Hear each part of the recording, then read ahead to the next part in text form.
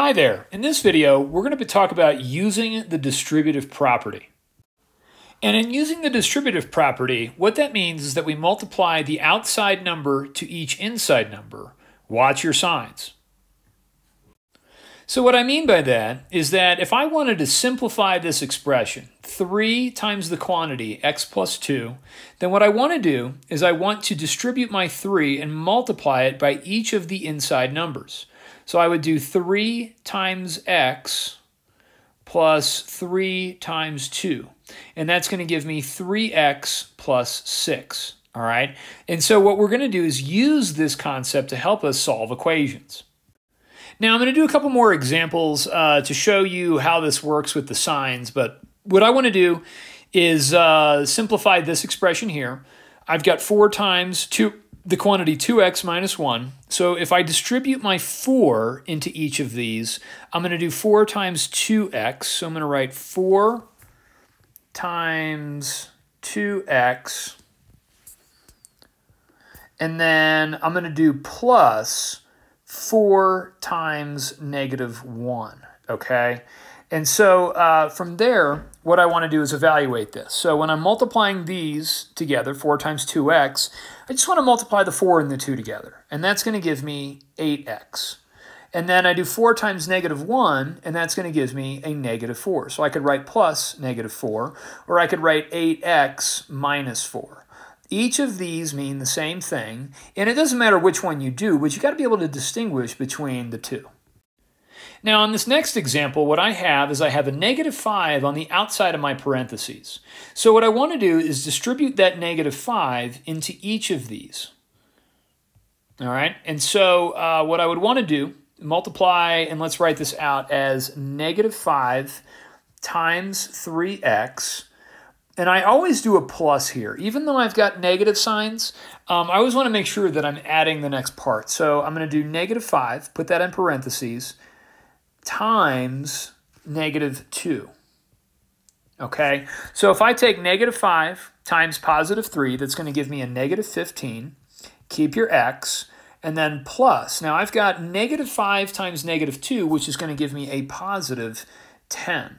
All right, so we want to make sure that when we distribute that we're watching our signs when we operate and do this kind of math.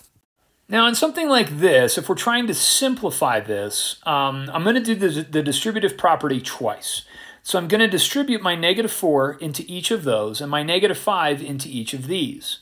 So watch how I do my signs. All right, the first thing I'm going to do is I'm going to take negative 4 and I'm going to multiply that by 2x. Keep my plus sign and then multiply negative 4 by positive 1. The next thing I want to do is I'm going to put a plus sign. Now, even though I'm distributing a negative here, I'm going to carry that negative inside to my parentheses. So I'm going to write this as negative 5 times 3x, and then plus, what do I got? Negative 5 times positive 3. All right. Now, from here, what I want to do is all right, just kind of do my operations and simplify what I've got. So I've got negative 4 times 2, which is going to give me negative 8. Keep your x. Negative 4 times positive 1 is going to be plus negative 4. Negative 5 times positive 3 is going to be plus, let's carry the plus over, and let's write that as a negative 15x. And then do a plus, and then carry the negative 5 times 3, which is going to give us minus 15. All right, so from here, what I want to do is combine my like terms. So I have like terms of negative 8, negative 15x. All right, so negative 8x, negative 15x, and then I've got negative 4 and negative 15. So when I combine like terms, negative 8 minus 15 is going to give me a negative 23, keep your x. And then plus negative 4 minus 15 is going to give us a negative 19. So from there, I've got negative 23x minus 19. And you can write it as negative 23x plus negative 19. Either way you want to do that. But we want to be able to simplify and take something like this, multiply everything out, and then go back through and combine your like terms. Okay? Now let's do one of these examples where we solve an equation. All right, so on something like this, you know, when you've got this 4 times this quantity x plus 2 and it equals 7, what we want to do is solve this equation for x. And what we want to do is use the distributive property to clear out our parentheses. So we're going to distribute our 4 here. All right, so I've got 4 and then times x plus 4 times 2.